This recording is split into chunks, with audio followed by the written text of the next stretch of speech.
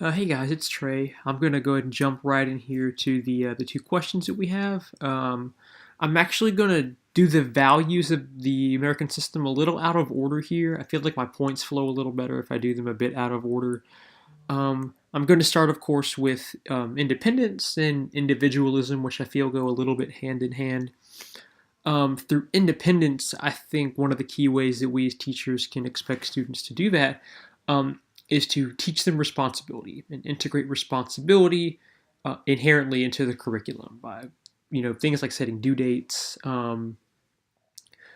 expecting students to show up, be on time, have your materials. By integrating responsibility, we are, I feel like, provoking students to figure out their management styles and organizational styles, right?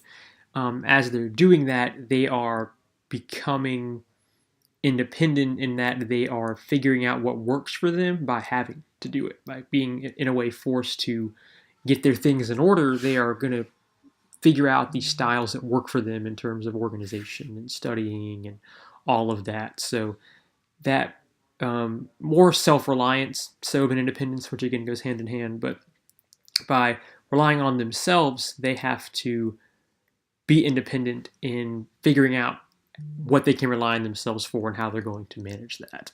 Um, which again incites individualism, because individualism is being you, being yourself, being the best version of yourself.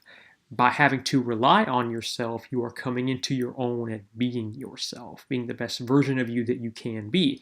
So, by providing an environment that provokes that type of behavior, I feel that the students are inherently coming into their own. Um, and we as teachers can monitor that, keep an eye on that, and find out who's exhibiting what and intervene where we need be, um, which in turn leads to, I feel, it is equality. Now, with equality, I think it is really a firm understanding we need to have that it's understanding that each student deserves an equal shot at their education, more so than in a belief that everyone's abilities are equal.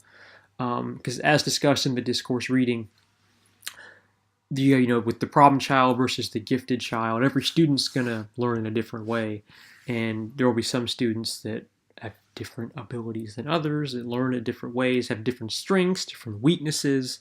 It obviously all of the students are not equal in their ability, but they all deserve an equal shot to enhance their strengths and overcome their weaknesses. And so, by having a curriculum, I feel that is very, very intensive in terms of inviting critical thinking and asking the students open-ended questions. That is where um, students are really, again, becoming individuals in the sense that they are giving their response, not just a response, not what they think is the right response, but what they know is their response. Um, I feel that's crucial. But in terms of equality, you want your students to feel that they are equal, that they're all given an equal shot. So asking every student to give their input and their answer, I feel, will make them feel equal. And we have to make sure they understand that they are all equal in the sense that they are there to learn and they are given equal learning opportunity, and that none of them are better than each other. And that's where I'm going to jump to uh, competition, competitiveness, what it's called in the curriculum. I feel that if we're not careful, competition can actually inherently be kind of in opposition to equality, because if competitiveness is meant to bring out the best, right? If there's a winner per se, then everyone else is not a winner. I feel like that sends the wrong message about equality.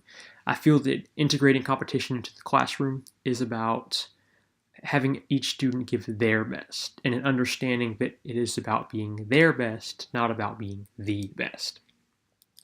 So obviously you want to reward students that give their best. So I feel that there's kind of a fine line we have to walk as educators about not rewarding the best too much and giving too much praise per se, for fear that other students may feel inferior.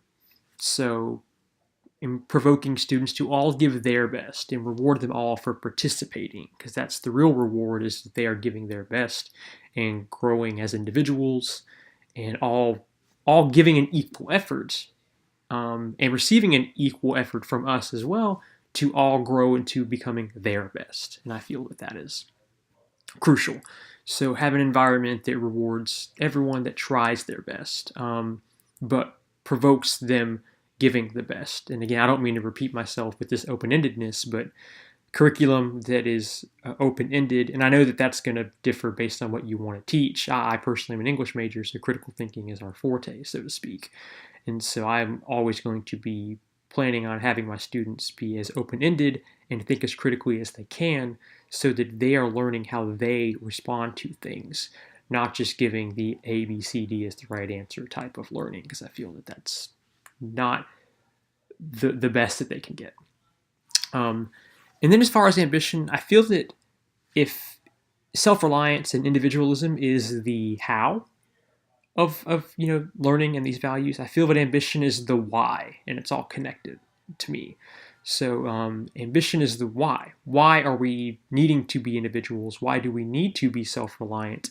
Well, it's so that you can become an adult eventually and be a responsible one, and find out what it is you want to do with the skills that you're honing.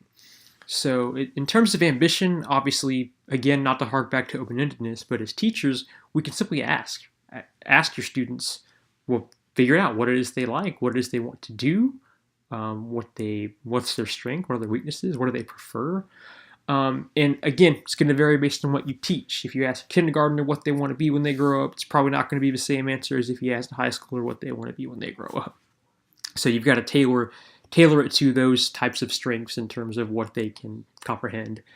But as you're finding out what those ambitions are, and then you are cross-referencing it with the strengths and weaknesses that you are examining, as you are asking them to be independent, I feel that we can help nudge the students in the right direction. And then that's our job as educators, ultimately, is to nurture that independence and nurture that ambition and help it grow. So all 5 of those values combined with a conscious effort from the educators in a classroom that invites all of that to foster and grow is crucial. And that actually leads into discourse, like I mentioned earlier. Discourse with the big D. I feel it's crucial that we understand discourse as teachers and all of the places it can exist. It can exist in a student's home. It can exist inherently in the school, since young people are all growing and experiencing things in different ways. It can exist in the cultures that the students come from outside of the school and outside of their current home. And again, being open-ended with the students, make them feel that their input is valued, to find out those things about their culture, to find out their discourses, and wherever they may be present, finding that out, and then making them just feel like it's okay, feel welcome. Ask open-ended questions, have them think critically about each other's discourse and their own discourse and their own perception, limited as it may be since they're kids. But if they feel that you value what they have to say and where they come from, I feel like that can kind of break down the barrier. So one of the main keys and points for me is open-ended critical response. And I feel that having every student feel that you care about what they have to say, they'll probably care more about what you have to say. They're not just there to listen to you and take from you. You're there to take from them as well. So a classroom environment that is constantly engaging all of those things, you get their input, you give their input, so on and so forth. Productive conversation, I really feel like, is at the heart of dealing with all of these discourses and these values. So long as we have that proper communication and it is integrated into a curriculum that is tailored to the students and communicating with them, is the best way to go about handling all of that.